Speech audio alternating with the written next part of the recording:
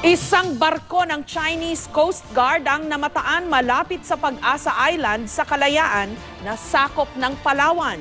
Bagamat hindi nabanggit sa mismong APEC Summit ang tungkol sa agawan ng teritoryo sa West Philippine Sea, pinag-usapan pa rin ito ng ilang mga lider sa kani-kanilang mga bilateral meeting.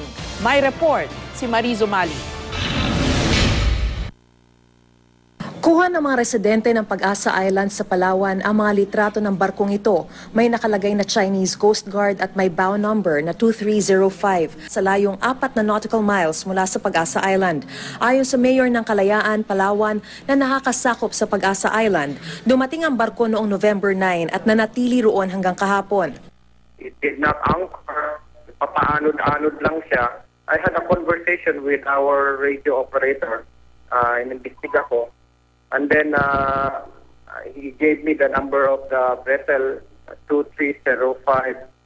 Sanay na raw silang makakita ng Chinese vessel, pero hindi na bago yung may dumadaan.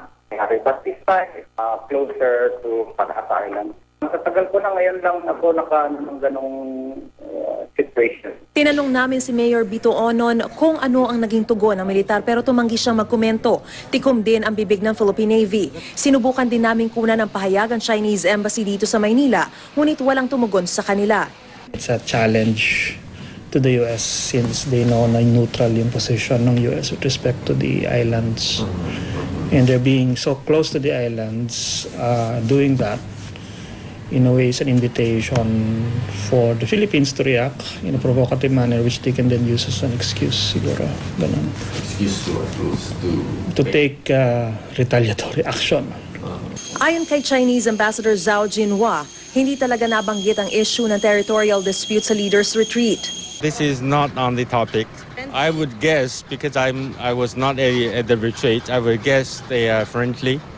And they have several occasions to interact with each other. Pero ang ibang bansa pinag-usapan pa rin ito sa kanya-kanya nilang pulong.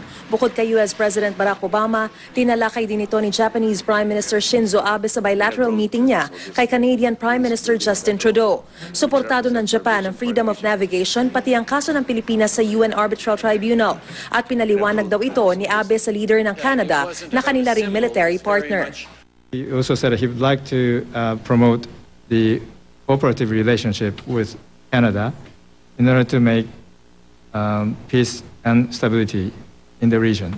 Ayon din sa source ng Reuters News Agency, pag-uusapan ni Abe at Pangulong Noynoy Aquino ang posibleng military aid ng Japan sa Pilipinas. Nauna nang nangako si Obama ng 2 barko sa Pilipinas, pero ang mas pinalakas na military pact ng Pilipinas at Amerika na Enhanced Defense Cooperation Agreement o EDCA, kina-question sa Korte Suprema. Kahapon sinabi ni Obama na kumpiyansa siyang lulusot ito. At kagabi bago ang gala dinner, nabanggit na naman ito ni Obama kay House Speaker Sonny Belmonte at Senate President Franklin Drilon. How are they going? Good. It's going good. Good. Trying to monitor what the Supreme Court is doing on our head. Yeah, it sounds like it'll get better. I think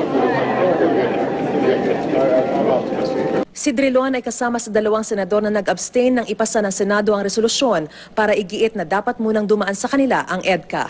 Mariz Umali, GMA News.